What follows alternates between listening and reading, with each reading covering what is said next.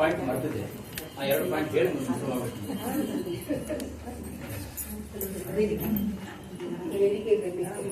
ಮೊದಲನೇ ಪಾಯಿಂಟ್, ಚಿಂತನೆ ಮತ್ತು ಶುರುವಾದಾಗಿಂದ ಯಾವಾಗ ಡಾಕ್ಟರ್ ಶಾಂತಾರ ಗೋತ್ತಮ ಸ್ವಾಮಿ ಕರೆದು ಅವತ್ತಿನ ಶುರು ಮಾಡಿದಾಗಿಂದ ಹಿಡಿದು ನಮ್ಮನ್ನೆಲ್ಲ ಕರೆದು ನಮಗೆ ಅವಕಾಶ ಕೊಡೋದ್ರಿಂದ ಹೆಚ್ಚಾಗಿ ಆಕಿದ ಪಾತ್ರ 199.99%. ಯಾಕೆಂದ್ರೆ ಎಲ್ಲರಿಗೂ ಈ ಒಂದು ವೇದಿಕೆಯನ್ನು ಕಲಿಸಿಕೊಟ್ಟಿದ್ದಾರೆ. ಅದರಿಂದ ಅದು ಮತ್ತೊಮ್ಮ ಶ್ಲಾಘನೀಯ ಎಲ್ಲರಿಗಿಂತ ಹೆಚ್ಚಾಗಿ. ಎರಡನೇ ಪಾಯಿಂಟ್, ಯಾರೇ ಒಂದು ಸುಭಾಷಿತ ಹೇಳಿ ಅಥವಾ ಒಂದು ಗಾದೆ ಹೇಳಿ ಅಥವಾ ಮಂಕುತಿಮ್ಮನ ನಾ ಹೇಳಿ ಅಥವಾ ಒಬ್ಬರ ಹಾಡು ಹೇಳಿ ಅಥವಾ ಅದಕ್ಕೆ ವಿಮರ್ಶೆ ಮಾಡಲಿ, ಈ ಎಲ್ಲದೂ ಒಂದು ಅರ್ಪಣೆ ಮಾಡಿದ ಮೇಲೆ ಆ ಅರ್ಪಣೆಯನ್ನ ಮುಕ್ತವಾಗಿ ಅದನ್ನ ವ್ಯಾಖ್ಯಾನಿಸಬಹುದು. ಯಾರು ಹೇಳಬೇಕಾಗುತ್ತೆ ಅದಕ್ಕೆ ಅವಕಾಶ ಮಾಡಿಕೊಡ್ತಾರೆ. ಅದು ಇನ್ನೂ 2 ಪಾಯಿಂಟ್ ಮಾಡ್ತಿದ್ದೆ ಹೇಳಿ. ಈಗ ಮಂಕುತಿಮ್ಮನ ಕಗ್ಗ ಹೇಳ್ತೀನಿ. ಇವತ್ತು ಮಂಕುತಿಮ್ಮನ ಕಗ್ಗ 371ನೇ ಕಗ್ಗ ಇದು, ಡಿವಿಜನ್ ಬರೆದಿರ್ತಕ್ಕಂಥದ್ದು. ಬೇಕು ಬೇಕದು ಬೇಕು, ಬೇಕಿದನ ಇನ್ನೊಂದು, ಬೇಕೆನುತ ಗೊಬ್ಬಿಡುತ್ತಲಿಹ ಘಟವನಿದನು, ಏಕೆಂದು ರಚಿಸಿದನು ಬೊಮ್ಮನೀ ಬೇಕು ಜಪ, ಸಾಕೆನಿಪುದೆಂದಿಗಲು ಮಂಕುತಿಮ್ಮ. ಬೇಕು ಬೇಕದು ಬೇಕು, ಬೇಕಿದನ ಇನ್ನೊಂದು, ಬೇಕೆನ್ನುತ್ತ ಗೊಬ್ಬಿಡುತ್ತಲಿಹ ಘಟವನಿದನು, ಏಕೆಂದು ರಚಿಸಿದನು ಬೊಮ್ಮನೀ ಬೇಕು ಜಪ, ಸಾಕೆನಿಪುದೆಂದಿಗಲು ಮಂಕುತಿಮ್ಮ. ಇಲ್ಲೇ ಆಧ್ಯಾತ್ಮಿಕವಾಗಿ ಬಹಳ ಚೆನ್ನಾಗಿ ವಿವರಿಸಿದ್ದಾರೆ. ಮೊದಲು ಒಂದು ಸಣ್ಣ ಕಥೆ ಹೇಳಿ ಆ ಕಥೆಯ ಆಧಾರದ ಮೇಲೆ ಇದರ ಅರ್ಥ ಹೇಳ್ತೀನಿ. ಒಂದು ಊರಲ್ಲಿ ಒಬ್ಬ ಭಿಕ್ಷುಕ ಇದ್ದಂತೆ. ಭಿಕ್ಷುಕ ಅಂದ್ರೆ ಜ್ಞಾನಿಯವನು. ಅವನೊಂದು ಯಾವುದೋ ಒಂದು ಊರು ಹೊರಗಿರ್ತಕ್ಕಂಥ ಒಂದು ದೇವಸ್ಥಾನದಲ್ಲಿ ಕೂತ್ಕೊಂಡಿರ್ತಿದ್ದ. ಅವನು ಯಾವಾಗ ಜನಗಳನ್ನ ಬಂದು ಹೋಗಿ ಮಾಡ್ತಿದ್ರು, ನೋಡ್ಕೊಂಡು ಕೂತ್ಕೊಳ್ತಿದ್ದ. ಅವಾಗ ಒಂದು ಸಾರಿ ಒಂದು ಆಕಾಶವಾಣಿ ಆಯ್ತಂತೆ. ಏನ್ ಆಕಾಶವಾಣಿ ಆಯ್ತು ಅಂದ್ರೆ, ದೇವರು ಮಾತಾಡ್ದಂಗೆ ಏನಂದ್ರೆ, ದೇವರು ಯಾರು ಇವತ್ತಿನ ದಿವಸ ಬಹಳ ಪವಿತ್ರವಾಗಿರ್ತಕ್ಕಂತಹ ದಿವಸ ಇದೆ, ಯಾರು ಏನ್ ಬೇಕಾದ್ರೂ ಕೇಳ್ಕೊಳ್ಳಿ, ಅದನ್ನ ಕೊಡ್ತೀನಿ ನಾಳೆ. ಎಲ್ಲರೂ ಖುಷಿ ಪಡ್ತಿದ್ವಿ. ಏನಿದೆ ದೇವರು ನಂಬಲಿಲ್ಲ, ಕೆಲವು ಜನ ನಂಬಲಿಲ್ಲ. ಮತ್ತೊಂದ್ಸರಿ ಆ ಆಕಾಶವಾಣಿ ಆಯ್ತಂತೆ. ಅಂದ್ರೆ ಯಾವಾಗ ಫಕೀರ್ ನೋಡಿ ಜನ ಬಂದು ಒಂದು ಜಪಾನೋ ಒಂದು ಭಜನೆ ಏನಾದ್ರು ಮಾಡ್ತಿದ್ರು ಅವಾಗ ಆಗಿದ್ದು. 2ನೇ ಸರಿ ಆಕಾಶವಾಣಿ ಆಯ್ತಂತೆ. ಪುನಃ ಇದೇ ಆಯ್ತಂತೆ. ಪುನಃ ಅವಾಗ ಕೆಲವರು ನಂಬಿದ್ರು, ಕೆಲವರು ಬಿಡ್ಲಿಲ್ಲ. 3ನೇ ಸರಿ ಆಕಾಶವಾಣಿ ಆಯ್ತಂತೆ. ಅವಾಗ ಎಲ್ಲರೂ ನಂಬಿರಂತೆ. ಬರುವ ಕಡೆಗೆ ಆಕಾಶವಾಣಿ ಹೇಳ್ತಂತೆ, ಏನ ನಿಮಗೆ ಯಾರ್ಯಾರಿಗೆ ಏನೇನು ಬೇಕೋ ಅದನ್ನ ಒಂದು ಹಾಳೆಯಲ್ಲಿ ಬರೆದು ಗರ್ಭಗುಡಿಯಲ್ಲಿ ಹಾಕಿ ಹೋಗ್ಬೇಕು. ಇವತ್ತು ರಾತ್ರಿ ಒಂದು ಸರಿ ಹಾಕಿ ಹೋದ್ಮೇಲೆ ಪುನಃ ಅದು ಪರವಾಗಿಲ್ಲ ಅಂತ ಹೇಳಿದ್ರು. ಆಕಾಶವಾಣಿ ಆಗುತ್ತೆ. ಅವಾಗ ಎಲ್ಲರೂ 3ನೇ ಸರಿ ಹೇಳಿದ್ರೆ ನಂಬಿದ್ರಲ್ಲ, ಅದಕ್ಕೆ ಎಲ್ಲರೂ ಕೂಡ ತಮ್ಗೆ ಏನೇನು ಬೇಕೋ ಎಲ್ಲ ಬರೋದು. ಒಬ್ಬರು ಟಿವಿ ಬರೋದಂತೆ, ಒಬ್ಬರು ಫ್ರಿಜ್ ಬರೋದಂತೆ, ಒಬ್ಬರು ಮತ್ತೊಂದು ಬರೋದಂತೆ, ಒಬ್ಬರು ನಾನು ಮತ್ತೊಂದು ಹೊಸ ಹೆಂಡತಿ ಬೇಕು ಅಂತ ಬಿಡ್ಬಿಟ್ಟಿದ್ದಾರೆ. ಬಹಳ ಕ್ಲಿಯರ್ ಬರ್ದಿದ್ದಾರೆ. ಹೊಸ ಹೆಂಡತಿ ಬೇಕು ಅಂತ ಮತ್ತೊಂದು ಹೊಸ ಹೆಂಡತಿ ಬೇಕು ಅಂತ ನಾ ಕಥೆ ನಿಮ್ ಕಥೆ ತೋರಿಸ್ತೀನಿ.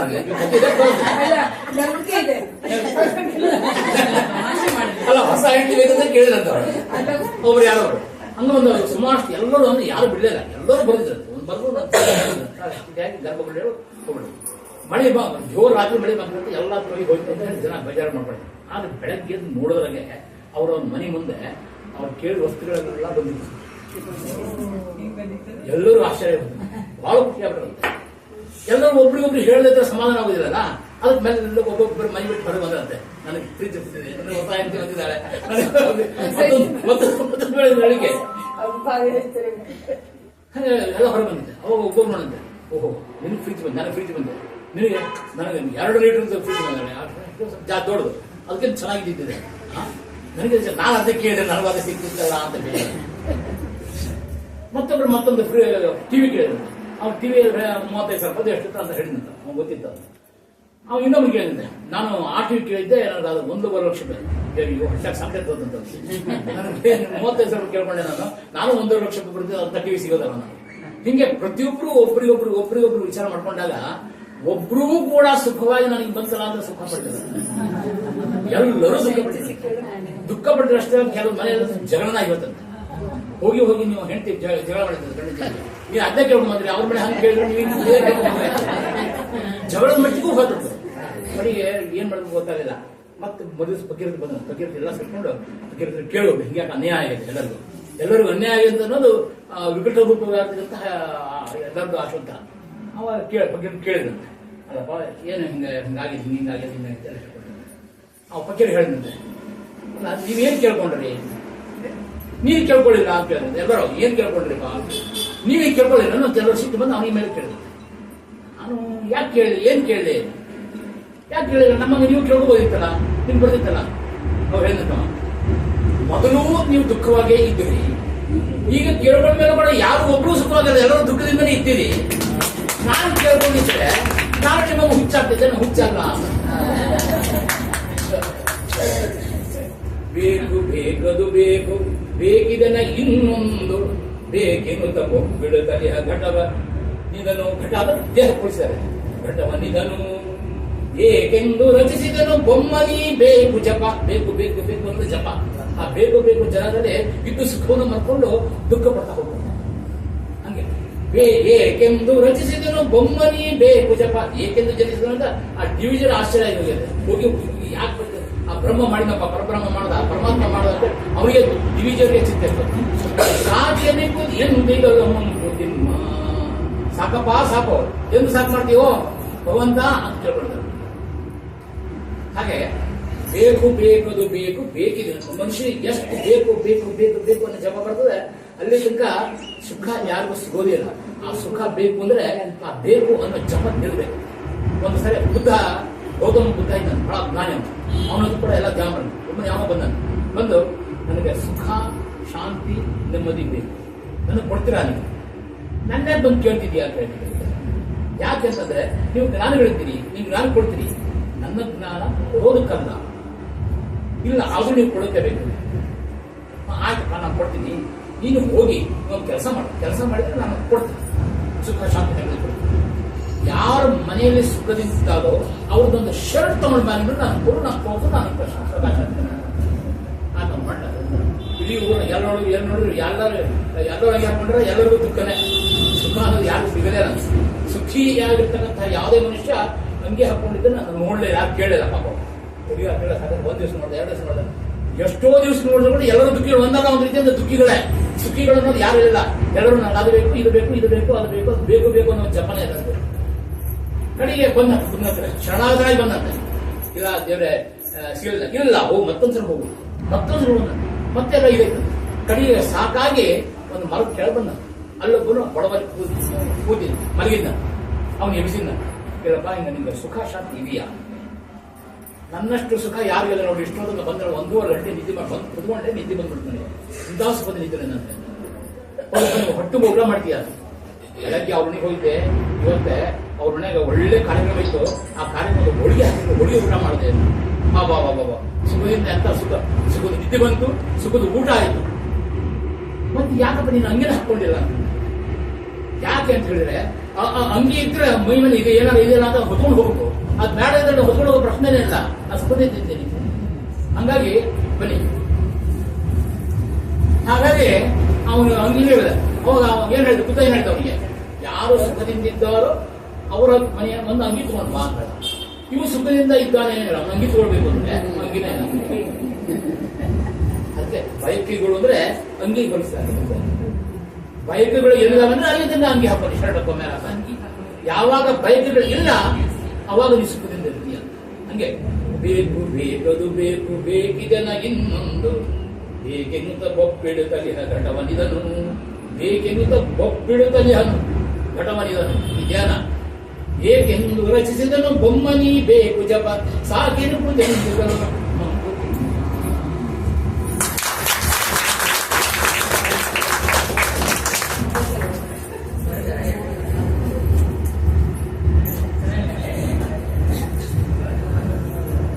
ಅತ್ಯಂತ ಸ್ವಾರಸ್ಯವಾಗಿ ಮಂಕುತಿಮ್ಮನ ಕಗ್ಗದ ವಿವರಣೆ ಕೊಟ್ಟಂತ ಪ್ರದೀಪ್ ಕುಮಾರ್ಗೆ ಧನ್ಯವಾದಗಳು.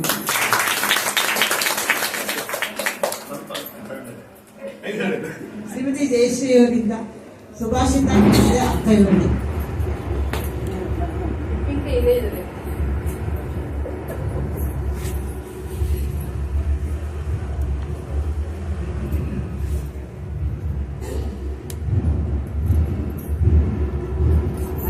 ಎಲ್ಲರಿಗೂ ಗೊತ್ತಿರುವಂತದ್ದು ಸುಭಾಷಿತಗಳೇನು ನಾವು ನಡೆಗೆ ಹೇಳ್ತಾ ಇರ್ತೀವಿ.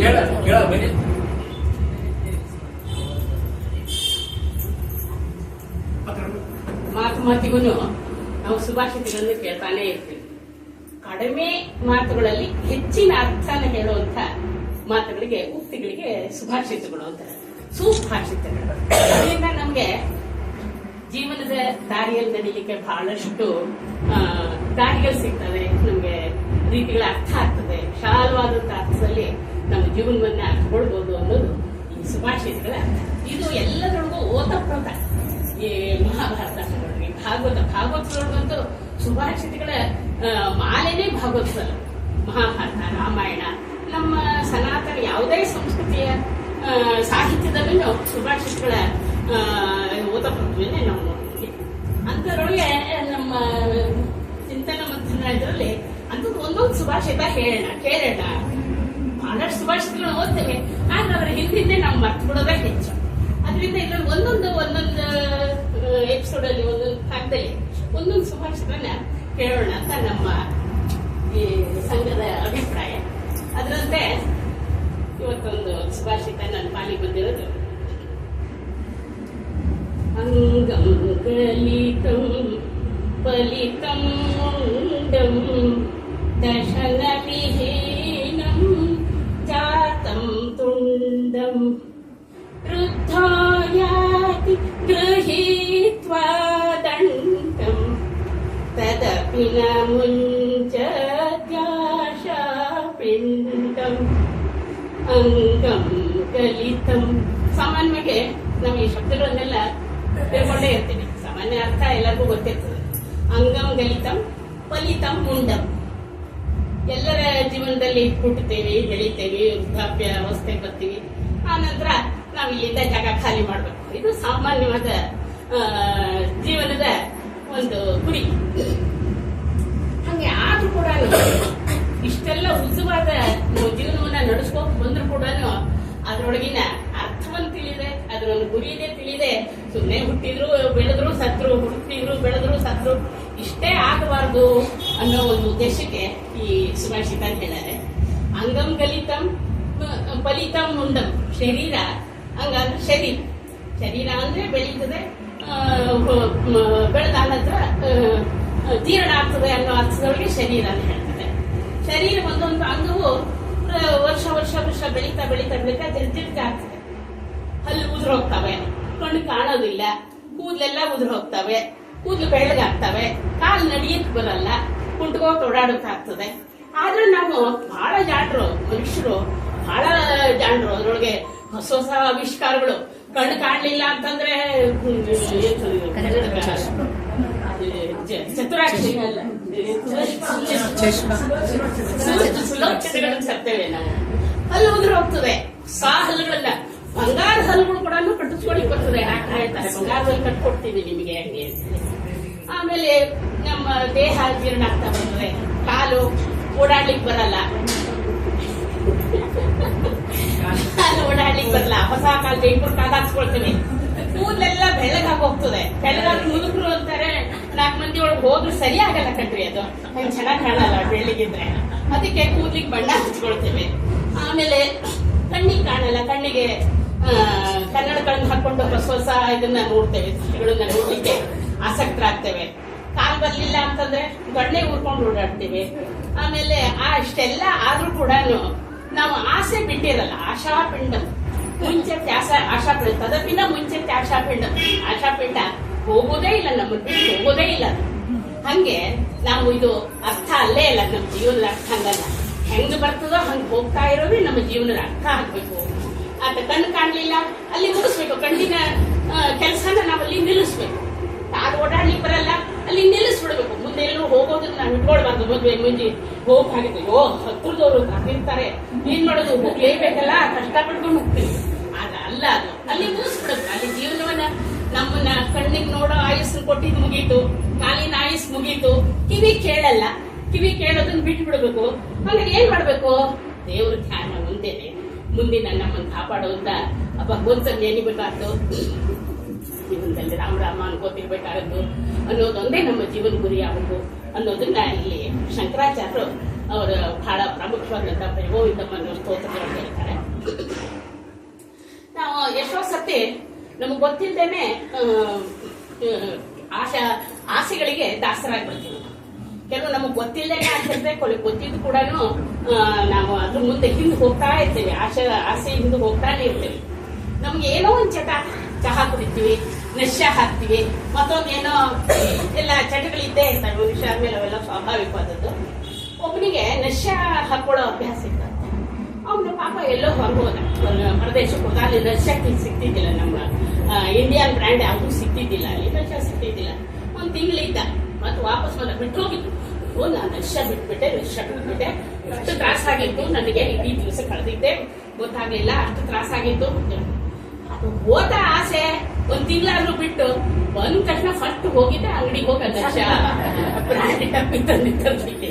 ಹಂಗೆ ಆಶಾ ಏನೇ ಹೋದ್ರು ಅದನ್ನ ನಮ್ಮ ಮನಸ್ಸಿನಿಂದ ಮನ್ಕೊಟ್ಟು ಆಸೆನ ಚಟಗಳನ್ನ ಬಿಡ್ಬೇಕೆ ಹೊರತು ಅದ ಗೊತ್ತಿಲ್ಲ ಸಿಗ್ಲಿಲ್ಲ ಅಂತ ಹೇಳಿ ಬಿಡೋದು ಅದು ನಿಜವಾದ ವೈರಾಗ್ಯ ಅಲ್ಲ.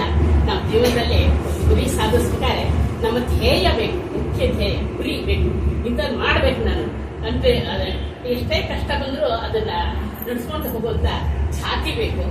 ಅಂತ ಛಾತಿನ ಭಗವಂತ ನಮಗೆ ಕೊಡ್ಬೇಕು ಅಂತ ಹೇಳಿ ಕೇಳ್ಕೊಳ್ತಾರೆ. ಈಗಾಗೆ ಆ ಛಾತಿ ಯಾವುದೋ ಒಂದು ಸಂಘ ಕಟ್ಟಿ 10 ಮಂದಿ ಕೂಡ್ಸ್ಕೊಂಡು ಮಾಡೋಂತ ಛಾತಿ ಗೀತಾ ಆದ್ರ ಅವಳ ಜೊತೆಗೆ ಸೇರ್ಕೊಂಡು ನಾವೊಂದು ಹೂವಿನ ಜೊತೆಗೆ ಸೇರುವಂತ ಪ್ರಸಂಗ ನಮಗೆ ಬಂದಿದೆ. ಧನ್ಯವಾದಗಳು.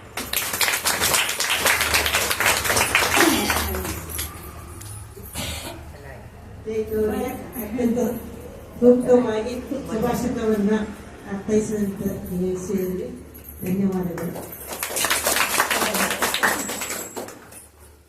ಈಗ ನಮ್ಮ ಕಾರ್ಯಕ್ರಮದ ಕೊನೆಗೆ ತಮಾಷೆಗೆ ಒಂದು ಗಾದೆ ಮಾತು ಹೇಳೋದಿದೆ. ಅದನ್ನ ಒಂದು ಊಟಕ್ಕೆ ಉಪ್ಪಿನಕಾಯಿ ಅನ್ನೋ ತರ ತಮಾಷೆಗೆ ಹೇಳ್ತೀವಿ. ಅದಕ್ಕಿಂತ ಮೊದಲು ಒಂದು ಸಣ್ಣ ಕಾರ್ಯಕ್ರಮ ಸೇರಿಸಿದ್ದೀವಿ. ಏನಂದ್ರೆ ನಮ್ದು ಎಡತರೆ ಸ್ವಾಮಿಗಳು ಅವರೊಬ್ರು ಇಲ್ಲಿ ಕೂತ್ಕೊಂಡಿದ್ದಾರೆ, ಅವರು ಕಲ್ಯಾಣ ವೃಷ್ಟಿ ಅಭಿಯಾನ ಅಂತ ಹೇಳಿ ನಡೆಸ್ತಾ ಇದ್ದಾರೆ. ಅದು ಒಂದು ಶಂಕರಾಚಾರ್ಯ ಬರೆದಿರುವಂತಹ 3 ಶ್ಲೋಕಗಳನ್ನ, ಅತ್ಯಂತ ಒಳ್ಳೆಯ ಶ್ಲೋಕಗಳನ್ನ ಆರಿಸ್ಕೊಂಡ್ಬಿಟ್ರು ಎಲ್ಲ ಜನರಿಗೂ ಇವಾಗ ಕಲ್ಯಾಣ ಅನ್ನೋ ವೃತ್ತಿ ಇಲ್ಲ, ಎಲ್ಲ ಪ್ರಚಾರ ಮಾಡ್ತಾ ಇದ್ದಾರೆ, ಎಲ್ಲಾ ಕಡೆಗೂ ಹೇಳಿಕೊಡ್ತಾ ಇದ್ದಾರೆ, ಹೇಳಿಸ್ತಾ ಇದ್ದಾರೆ. ತುಂಬಾ ಅದು ದೊಡ್ಡ ಅಭಿಯಾನ ಇಟ್ಕೊಂಡಿದ್ದಾರೆ. ಅರಮನೆ ಮೈದಾನದಲ್ಲಿ ಒಂದು 2 ಲಕ್ಷ ಜನ ಸೇರಿಸ್ಬಿಟ್ಟು ಅದನ್ನ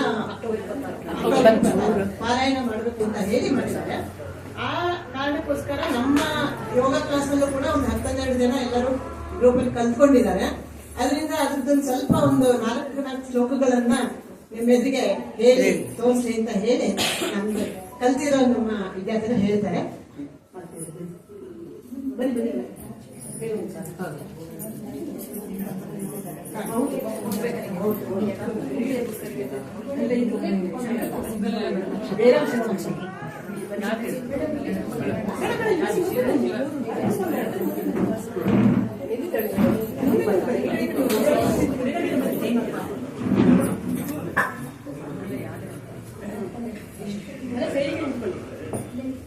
ಅವ್ರು ಇದೇನು ತಿಳ್ಕೊತಾರೆ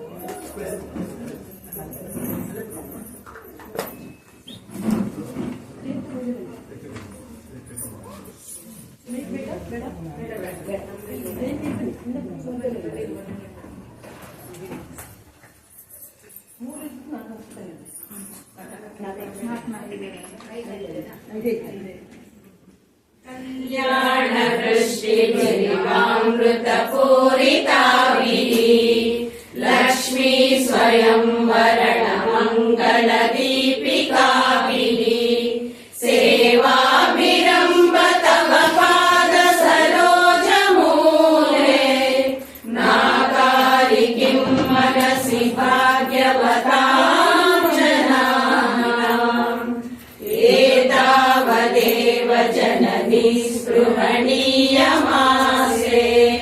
ತದ್ವಂದನೇಷು ಸಲಿಲಸ್ತ ललिते च नेत्रे सान्निध्यमुद्यतरुणायुत सोदरस्य त्वद्विग्रहस्य परया सुदयाप्लुतस्य ईशत्वनाम कलुषागतिमानसन्ति ब्रह्मादय प्रतिभवम् प्रलयाभिभूता एकः स एव जननी स्थिरसिद्धिदासे यः पादयोस्तव सकृत् प्रणतिम् करोति लब्ध्वा सकृत् त्रिपुरसुन्दरितावकीर्णम् कारुण्यकन्दलितकान्तिभरम् कटाक्षम् कन्दस्वकोटिसुभगास्त्वयि भक्तिभाजा सम्मोहयन्ति तरुणी भुवनत्रयेति ह्रीङ्कारमेव तव नाम गृह्णन्ति वेदा मातस्त्रिकोणनिलये त्रिपुरे त्रिनेत्रे तत्संस्कृतौ यमभटाभिभवम् विहाय दीयन्ति नन्दनवने सह लोकपालैः। ಶಿವನಕ್ಷತ್ರ ಪಂಚಾಕ್ಷರ ನಕ್ಷತ್ರ ಮಾಲಾ ಸ್ತೋತ್ರ. श्रीमदात्मने गुणैकसिन्धवे नमः शिवाय रामलेशदूतकोकबन्धवे नमः शिवाय नामशेषिकानमध्वबान्धवे नमः शिवाय पामरेतरपुरगानबन्धवे नमः शिवाय कालगीतविप्रपादपालते नमः शिवाय शूलभिन्नदुष्टदक्षपालते नमः शिवाय मूलकारणाय कालकालते नमः शिवाय पालयातुना दयालपालते नमः शिवाय इष्टवस्तु मुख्यदानहेतवे नमः शिवाय दुष्टदैत्यवंशधूमकेतवे नमः शिवाय सृष्टिरक्षणाय धर्मसेतवे नमः शिवाय अष्टमूर्तये वृषेन्द्रकेतवे नमः शिवाय आपदद्रिवेदटङ्कहस्तते नमः शिवाय पापहारि दिव्यसिन्धुमस्तते नमः शिवाय पापदारिणे लसन्नमस्तते नमः शिवाय शापदोषखण्डन प्रशस्तते नमः शिवाय व्योमकेश दिव्यभव्यरूपते नमः शिवाय हेममेदिनी धरेन्द्रचापते नमः शिवाय नाममात्रदग्ध सर्वपापते नमः शिवाय कामनैकदानदुद्धुरापते नमः शिवाय नमः शिवाय नमः शिवाय श्रीमत्पयोनिधि निकेतन चक्रपाणे भोगीन्द्र भोगमणिराजित पुण्यमूर्ते योगीश शाश्वत शरण्य भवाभिभोर लक्ष्मी नृसिंह मम देवलावलम्बम् ब्रह्मेन्द्र रुद्र मरुदर्क किरीट गो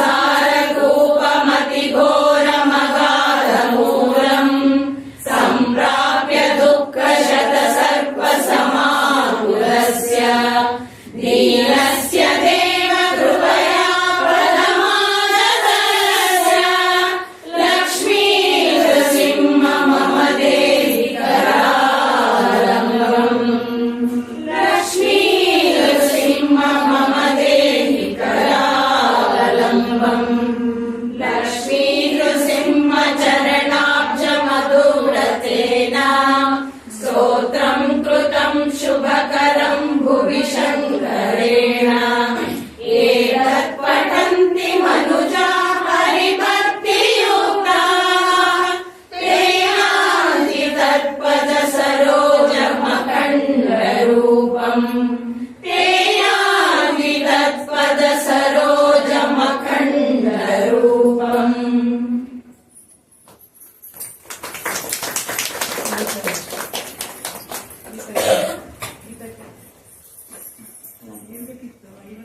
ಅದೇ ಹೇಳಿದೆ.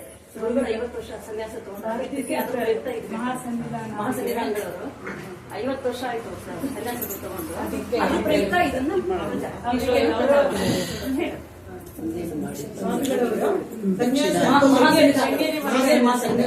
ಶೃಂಗೇರಿ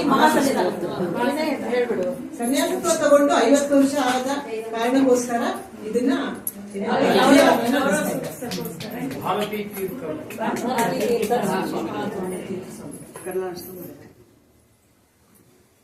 ಈಗ ನಮ್ಮ ಚಿಂತನ ಮಂದಿರ ಕಾರ್ಯಕ್ರಮದ ಕೊನೆ ಘಟ್ಟ ಉಪ್ಪಿನಕಾಯಿ ತರ ಒಂದು ಗಾದೆ ಮಾತಿಗೆ ಹೇಳ್ಬಿಟ್ಟು ಆತ ಹಾಸ್ಯ ಗಾದೆ ಮಾತಿಗೆ ಒಂದು ಅರ್ಥವ ವಿವರಣೆಯನ್ನ ಶ್ರೀಮತಿ ಇಂದ್ರಾ ಅವರು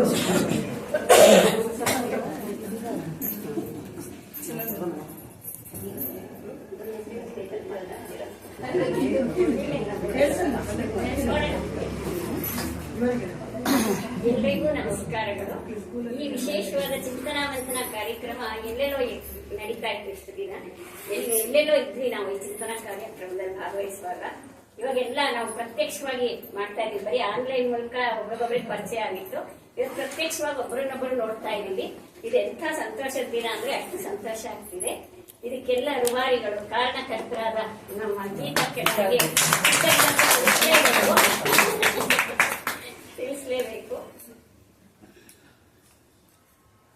ಇವಾಗ ನನ್ನ ಪರಿಚಯ ಮಾಡ್ಕೋಬೇಕು ಅಂದ್ರೆ ಉಪ್ಪಿನಕಾಯಿ ಕಡೆ ಹೋಗ್ಬೇಕು. ಉಪ್ಪಿನಕಾಯಿ ಯಾರು ಹೆಸರಿಟ್ರೋ ಗೊತ್ತಿಲ್ಲ. ಬಹಳ ಈ ಕಾರ್ಯಕ್ರಮದ ಉಪ್ಪಿನಕಾಯಿ ಖಂಡಿತ ರುಚಿಯಾಗಿರ್ತಾರೆ.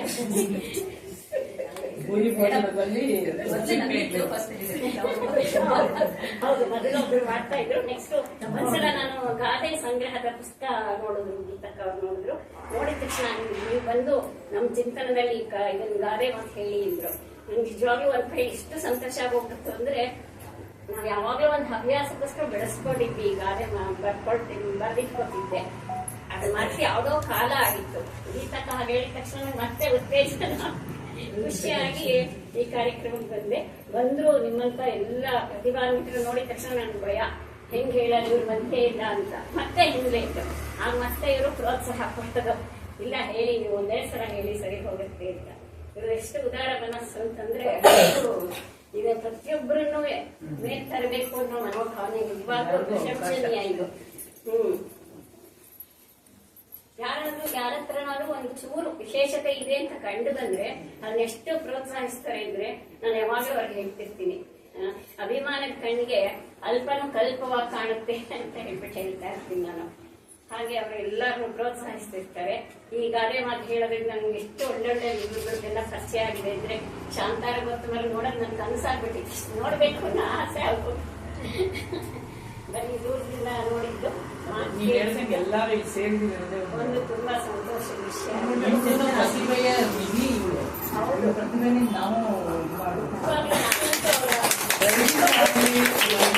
ಹೃದಯದಲ್ಲಾಗಲಿ ಯಾವುದ್ರಲ್ಲೂ ಕಡಿಮೆ ಇಲ್ಲ. ಹೃದಯ ವೈಶಾಲ್ಯತೆಗೆ ಒಂದು ಚಪ್ಪಾಳೆ.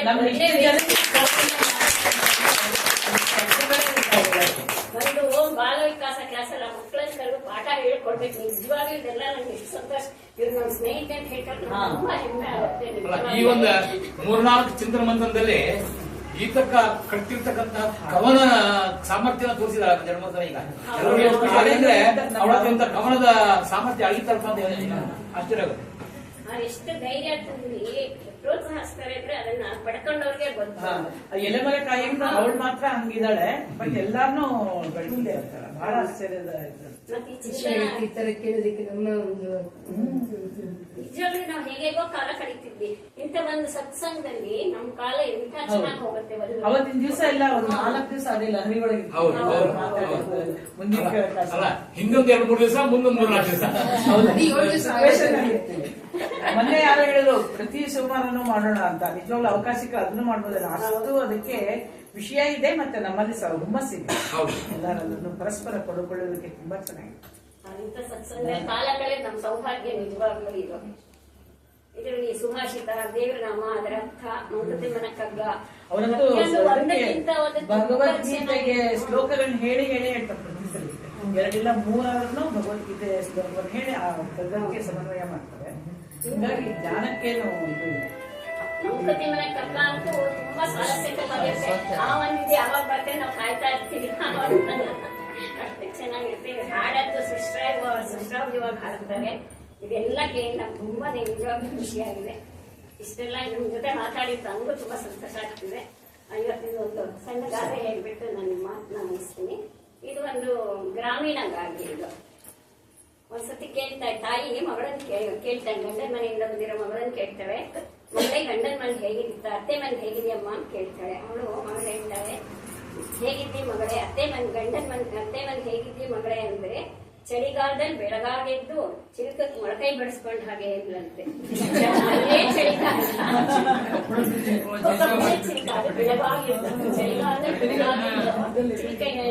ಮೊಳಕೈ ಬಡಿಸ್ಕೊಂಡಂಗೆ ಇದೀವಿ ಅಂತ ಅಂದ್ಲಂತೆ. ಇಷ್ಟು ಮಾಡ್ಬೇಕು ಪ್ರಶ್ನೆಗೆ. ಅಂದ್ರೆ ಗಾದೆ ನಮ್ಮ ಗ್ರಾಮೀಣದಲ್ಲಿ ಹಾಸ್ಬೇಕಾಗಿದೆ. ಅದು ಗಾದೆಯಿಂದ ನಾವು ಹೇಳ್ತೀವಿ, ಗಾದೆ ಸಾವಿರಾರು ಗಾದೆಗಳನ್ನ ಸಂಗ್ರಹ ಮಾಡಿದ್ದಾರೆ. ಬಹಳ ಆಶ್ಚರ್ಯ.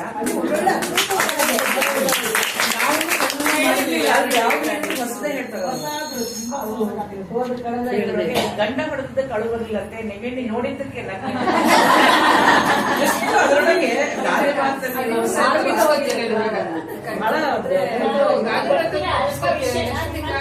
ಅಲ್ಲ ಚಪ್ಪಲ್ಸಕ್ಕೆ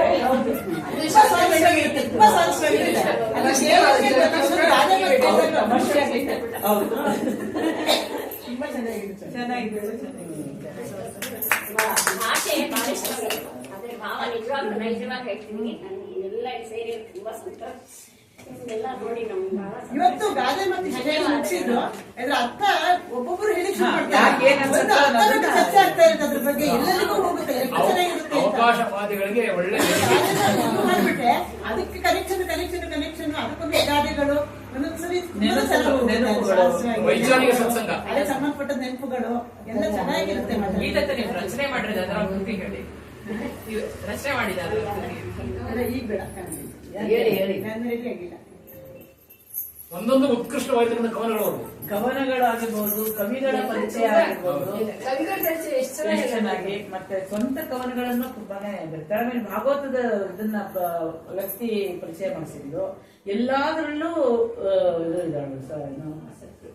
ಅಲ್ಲ, ಅವಳು ಓದಿದ ಕವನಗಳೆಲ್ಲವೂ ಒಗಟಿನ ಕವನಗಳು. ಸವಾಲು ಮುಂದಿಗೆಗಳು ಅಂತ ಹೇಳ್ತೀವಿ. ಆಮೇಲೆ ಅದಕ್ಕೆ ಪೂರ್ತಿ ಓದಿದ್ಮೇಲೆ ನಮ್ಗೆ ಏನ್ ಅನಿಸ್ತು ಅಂತ ಹೇಳ್ಬೇಕು. ಅದ್ಭುತ. ನಿಜ ಹೇಳ್ಬೋದು, ಇಷ್ಟ ಜನಕ್ಕೆ ನಮ್ಗೆ ಪ್ರತಿಭಾ ಪುರಸ್ಕಾರ ಮಾಡ್ತಾರೆ. ಅವ್ರ ಪ್ರತಿಭೆ ಬಹಳ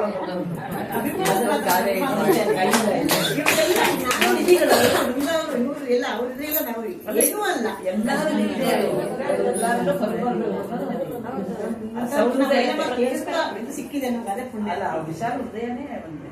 ಸ್ನೇಹ ಅಂತಂದ್ರೆ ಹಿಂಗೆ ಇರ್ಬೇಕು. ಹೇಳಿದಲ್ಲ, 39 ಸಾವಿರ ಭೇಟಿ ಇರ್ಲಿಲ್ಲ, ಸಂಪರ್ಕ ಅದೇನಿಲ್ಲ. ಆಮೇಲೆ ಹೇಗ್ ಗೀತಾ ನಮ್ಮೋಳು ಅಂತ ಕೇಳಿದ್ದೆ ಸರಿ, ಅವಳು ಲಕ್ಷ್ಮಿ ಕೇಳಿದ್ರು ಅಂತ ಕೊಟ್ಟಿದ್ದೆ ಸರಿ. ಇದು ಸ್ನೇಹದ ಗಾಢ ಅದರದೊಂದು ಅರ್ಥ ಹಿನ್ನೆಲೆ. ಎಲ್ಲಾ ಸಂಬಂಧಗಳಿಗಿಂತ ಸ್ನೇಹ ಸಂಬಂಧ ಬಹಳ ಅದ್ಭುತವಾಗುತ್ತದೆ. ಇದು ಸತ್ಸಂಗ ಕೊಂಡಿಯಾಗಿದ್ದಾರೆ ಎಲ್ಲಾ ತರದಲ್ಲೂ ಅದೇನೋ ಪೂರ್ವಜನ ಪುಣ್ಯ ಅಷ್ಟೇ. ಅಲ್ಲ ಅಲ್ಲ, ಅವರು ನಾನು ಅದನ್ನೂ ತಗೊಳಲ್ಲ, ಬೇರೆ ಮೇಲೆ ಹಾಕ್ತಾರೆ. ಅದರಿಂದಾನೇ ಈಗ ನಡೀತದೆ.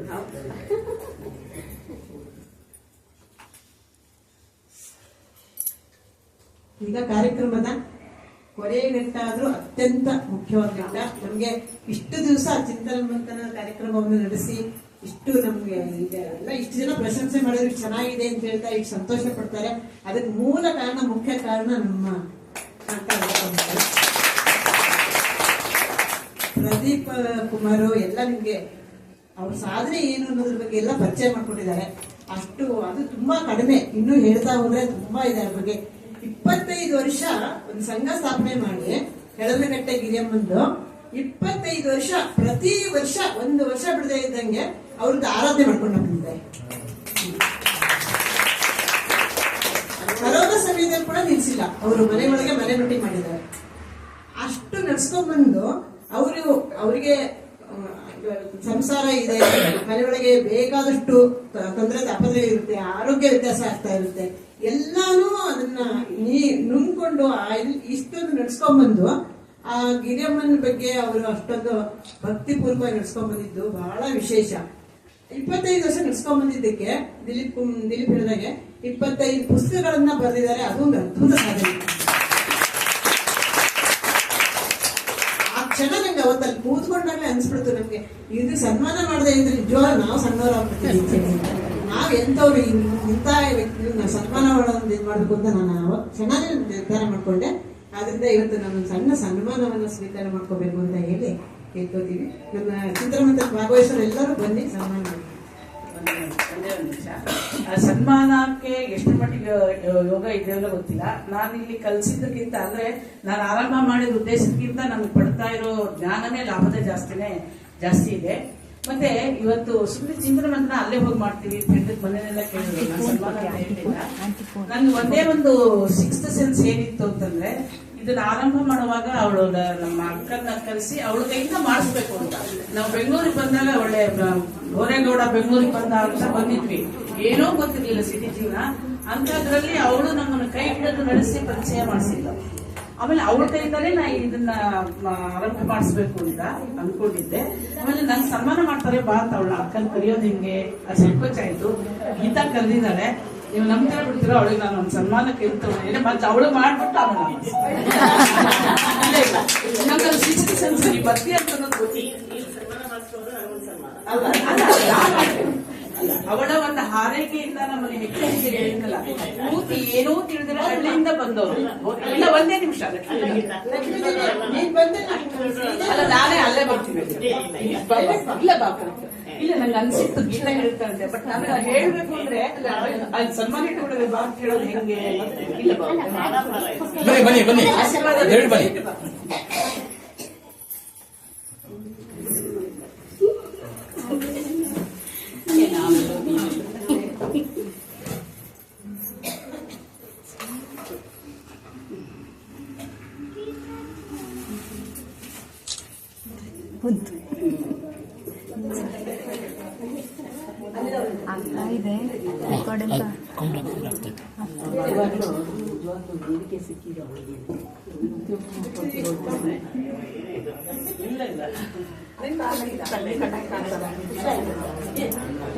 ಒಂದು ವಿಷಯ, ಆತ್ಮೀಯ ಗೆಳತಿ ಶ್ರೀದೇವಿಯಿಂದ ಇದ್ರು, ಅವಳು ಅಕ್ಕ ಇವಳು.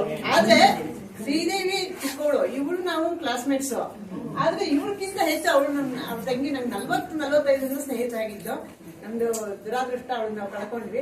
ಬರೋ ಇವತ್ತು ನಮ್ಗೆ ಅವ್ರ ಅಕ್ಕ ತುಂಬಾ ಸಂತೋಷ ಆಗಿದೆ. ಆ ತರ ಏನಿಲ್ಲ, ನಿಜವಾಗ್ಲೂ ಎಲ್ಲ ಅಂತ ಒಂದು ಅವಕಾಶ ಬಂದು ಸಂತೋಷ ಆಗ್ತಾ ಇದೆ. ನಮ್ಮ ಏನೇ ಯಶಸ್ಸು ಸಕ್ಸಸ್ಸು ಇದ್ರು ಕೂಡ ದೊಡ್ಡವರಿಂದ ಅವ್ರ ಆಶೀರ್ವಾದದಿಂದ ಅವ್ರ ಇದರಿಂದ ಬಂದಿದ್ದೆ ಹೊರತಾಗಿ ನನಗೆ ಮಾಡಿದ್ರೆ ನಂಗೆ ಎಲ್ಲೋ ಅನ್ಸಲ್ಲ. ನಮ್ಮ ಸ್ವಂತ ಅಕ್ಕ ಮೊದಲೇ ಪುಸ್ತಕ ಬಿಡುಗಡೆ ಮಾಡಬೇಕು ಅನ್ನೋದು ಬಹಳ ಅಪೇಕ್ಷೆ. ಕೈಯಲ್ಲಿ ದುಡ್ಡಿಲ್ಲ, ಅಕ್ಕ ಹಿಂಗಿದೆ ಅಪೇಕ್ಷೆ ಇರುತ್ತೆ. ಅಂದ್ರೆ ನಮ್ಮಲ್ಲಿ ಹೆಣ್ಮಕ್ಳು ಯಾರು ಜಾಸ್ತಿ ಓದಿಲ್ಲ. ಅದು ಸರಿಯಮ್ಮ ಎಷ್ಟಾಗುತ್ತೆ ಅಂತ 3,000 ರೂಪಾಯಿ ಇಸ್ಕೊಂಡಿದ್ದೆ ಮೊದಲನೇ ಪುಸ್ತಕಕ್ಕೆ. 87ನೇ ಇಸ್ತಿದ್ದೀನಿ.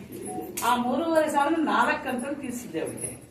ಅದ್ರದ್ದೇ ಬರ್ತಾ ಬರ್ತಾ ಬರ್ತಾ ಈಗ ಒಟ್ಟು 25ಕ್ಕೆ 3.5 ಲಕ್ಷ ಆದ್ರೂ ಮಾಡುವಂತ ಶಕ್ತಿ ಬಂತು. ಇದು ನಮ್ಮ ಅಕ್ಕನ ಇವು ನಮ್ಮ ದೊಡ್ಡಮ್ಮ ನೋಡಕ್ಕ ಸ್ವಂತ ಅಕ್ಕ ತಂಗಿರಂಗೆ ಇದ್ದೀವಿ. ನಮ್ಗೆ ಬೆಂಗಳೂರಿಗೆ ಬಂದಾಗ ಹೆಜ್ಜೆ ಕೈ ಅನಿಸ್ತು. ಅಲ್ಲ, ಇದೇ ಸಾಕ್ಷಿ, ನಾನು ಇಟ್ಕೊಂಡ್ ಬಂದಿತ್ತು.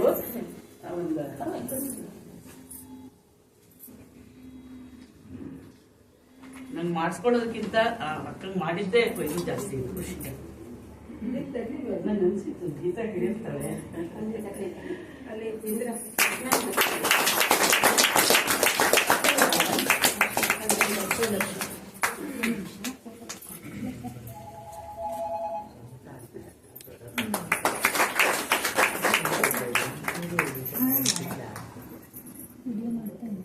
ವಿಡಿಯೋ ಮಾಡ್ತಿದ್ರು.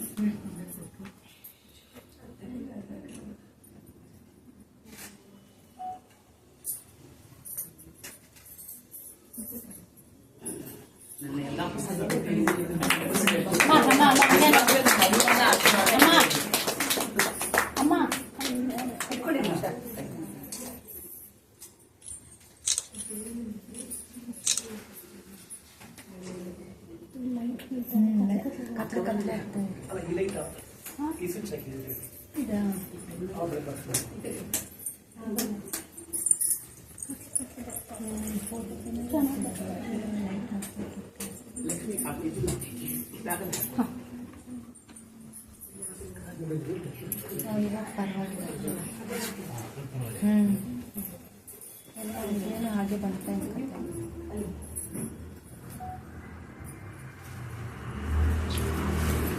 ಗೀತಾನ ಅಭಿಮಾನಕ್ಕೆ ನಾನು ಕೊಟ್ಟ ಅವಕಾಶಕ್ಕೆ ಯಾವುದೂ ಪ್ರತಿಫಲ ಕೊಡೋದಾದ್ರೆ ಭಗವಂತ ಬೇಕಾದಷ್ಟು ಕೊಟ್ಟಿದ್ದ ನಮಗೆ ಅವನ ಸ್ಮರಣೆ ಮತ್ತು ಅವನ ಕೃತಜ್ಞತೆ ಅದೇ ಕಲ್ಪಿಸ್ಬೇಕು. ಆದ್ರೂ ಅವಳು ಬರೆದಿರೋ ಸಾಹಿತ್ಯ ಹೊರಬರ್ಬೇಕು ಅನ್ನೋ ಬಹಳ ಅಪೇಕ್ಷೆ ಇದೆ.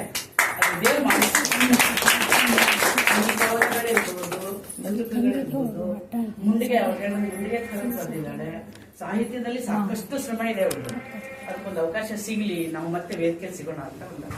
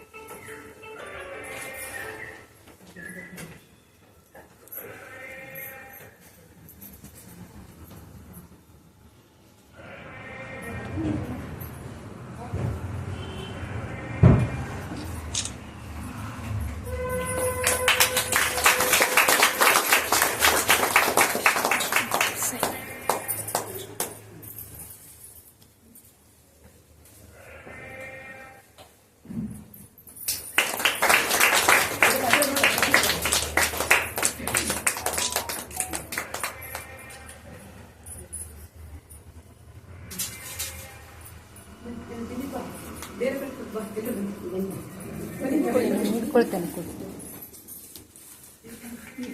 ಎಲ್ಲರೂ ಬನ್ನಿ, ಕೆಂಪ ಬನ್ನಿ, ಎಲ್ಲರೂ ಬನ್ನಿ, ಬನ್ನಿ, ಎಲ್ಲರೂ ಬನ್ನಿ.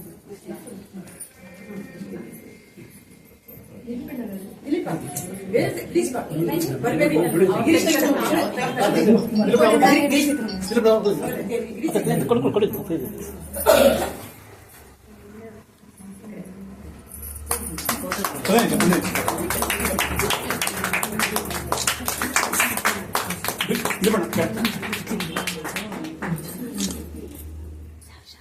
ಹಂಗೆ ಹಂಗೆ ಇಟ್ಕೊಳ್ಳಿ.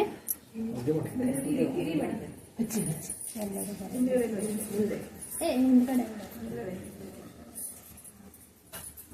ಎಲ್ಲರೂ ಕೈ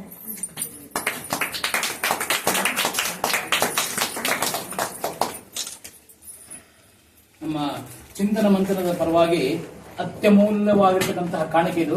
ಇದಕ್ಕೆ ಬೆಲೆ ಕಟ್ಟಲಾಗದು. ಆದ್ರಿಂದ ನಮ್ಮ ಶಾಂತ ರಘುತ್ತಮಾಚಾರ್ಯ ಕೃಪಾಶೀರ್ವಾದ ನಮಗೆ ಎಲ್ಲ ಕಡೆ ಇರಲಿ ಅಂತ ಹೇಳಿ ನಾನು ಅವರ ಹತ್ರ ಬೆಳ್ಕೋತೀನಿ ಎಲ್ಲರ ಪರವಾಗಿ. ಸಾಧನೆ ಮಾಡ್ಕೊಂಡು ಸಾಗೋಣ, ಎಲ್ಲರದ್ದು ಪರಸ್ಪರ ಜ್ಞಾನ.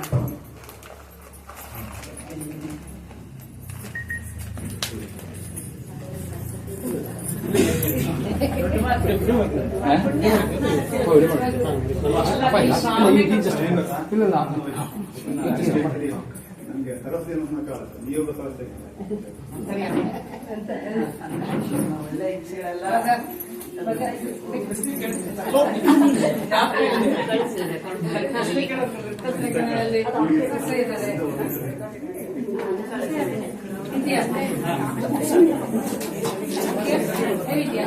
ಅಲ್ಲ ನಿಮ್ಮ ಮನೆ